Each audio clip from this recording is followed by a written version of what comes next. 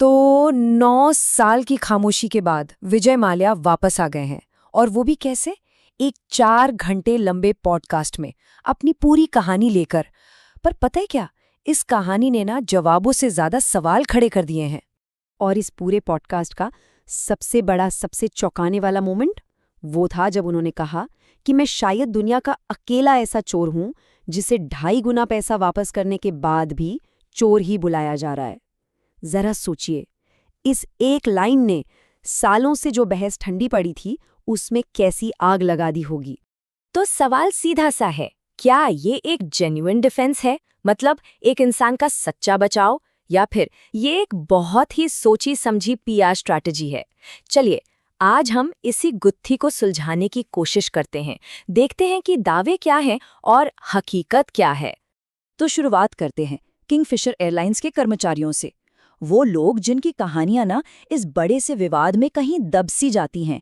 माल्या का कहना है कि उन्होंने हमेशा अपने एम्प्लॉयज का ख्याल रखा, लेकिन क्या सच में? चलिए देखते हैं। पॉडकास्ट में माल्या बड़े फख्र से कहते हैं कि मुझे इस बात पर गर्व था कि मैंने अपने कर्मचारियों की कितनी देखभाल की। सुनने में तो बहुत अच्छा लगता है ना? लेकिन चलिए अब जरा हकीकत के पन्ने पलटते हैं और देखते हैं कि रिकॉर्ड्स क्या बताते हैं। तो माल्या का तर्क क्या है? वो कहते हैं कि कर्नाटक हाईकोर्ट ने उनके पैसे सीज कर लिए, इसीलिए वो सैलरी नहीं दे पाए। लेकिन यहीं एक बड़ा पेच है। फैक्ट्स ये बताते हैं कि कर्मचारियों की सैलरी 2012 के बीच में ही बंद हो गई थी और कोर्ट ने फंड्स कब सीज किए? 1 साल बाद, 2013 में। अब ये जो 1 साल का गैप है ना, ये अपने आप में एक बहुत बड़ी कहानी कह जाता है, नहीं? और ये कोई छोटी मोटी रकम नहीं थी। हम बात कर रहे हैं लगभग 300 करोड़ रुपए की। ये पैसे करीब 3000 कर्मचारियों के थे। जरा सोचकर देखिए, उन हजारों परिवारों का क्या हाल हुआ होगा जिनकी पूरी की पूरी जिंदगी की कमाई अचानक रुक गई की। अब ये जो कंपैरिजन है ना, ये सच में चौंकाने वाला है।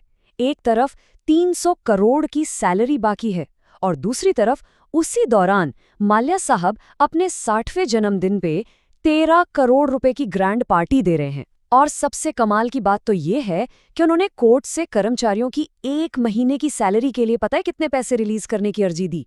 ठीक 13 करोड़। जितनी एक रात की पार्टी में खर्च हुए, उतने ही हजारों कर्मचारियों के लिए। तो कर्मचारियों की कहानी तो हमने देख ली। अब आते हैं उस सवाल पर जो इस पूरे मामले के दिल में है, वो लोन। सवाल ये है कि ये लोन सिर्फ किंगफिशर एयरलाइंस का था या फिर विजय माल्या खुद इसके लिए पर्सनली जिम्मेदार थे। माल्या का तर्क बहुत सिंपल है। वो कहते हैं, देखिए, लोन कंपनी ने लिया था, किंगफिशर एयरलाइंस ने, मैंने नहीं। मैं तो बस एक गारंटर था।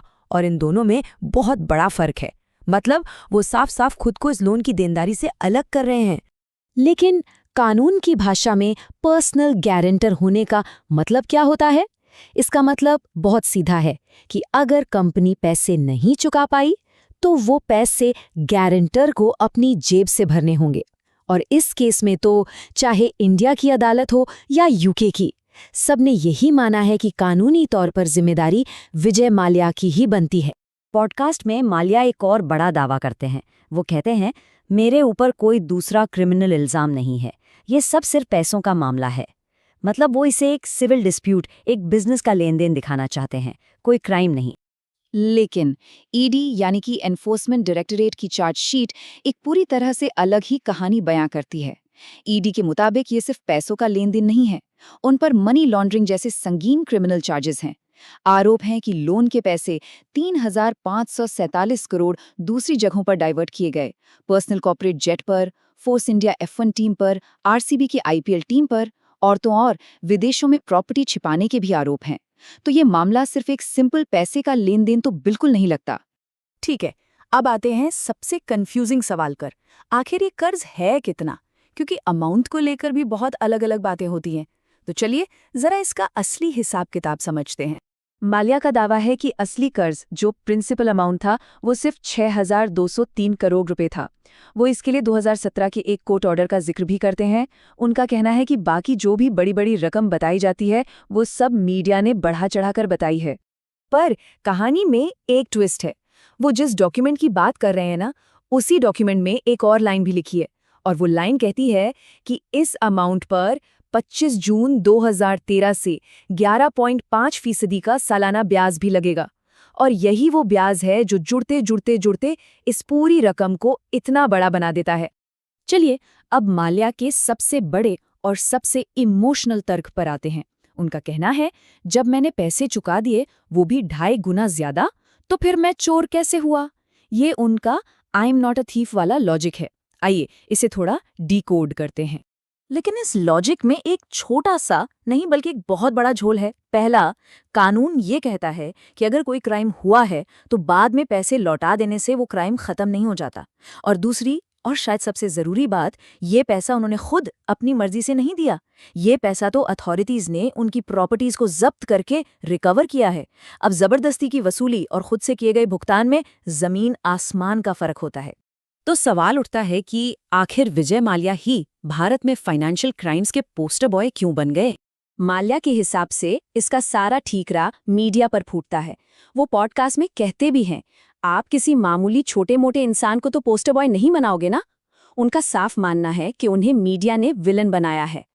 लेकिन क्या ये कहानी सिर्फ इतनी ही है, या फिर उनके अपने एक्शन ने भी इसमें एक बड़ा रोल निभाया? जरा सोचिए, जब कंपनी संकट में थी तब वो आलीशान पार्टी कर रहे थे। जब उन पर सवाल उठे तो वो देश छोड़कर चले गए।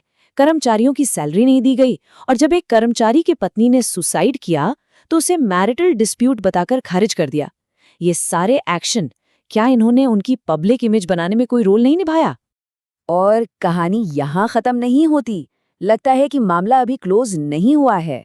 पॉडकास्ट के ठीक बाद इकोनॉमिक टाइम्स की एक ताज़ा रिपोर्ट सामने आई और वो कहती है कि माल्या पर अभी भी बैंकों का करीब 7,000 करोड़ रुपया बाकी है। और ये पूरा मामला ना हमें एक बहुत बड़े और आज के दौर के ज़रूरी सवाल पर लाकर खड़ा कर देता है। क्या पॉडकास्ट अब पावरफुल लोगों के लिए पब्लिक ओपिनियन की एक नई अदालत बनते जा रहे हैं? एक ऐसी जगह जहां वो बिना किसी क्रॉस क्वेश्चनिंग के, बिना किसी मुश्किल सवाल के अपनी कहानी का सिर्फ अपना वाला वर्जन दुनिया को सुना सकते हैं। इस पर सोचना बहुत जरूरी है।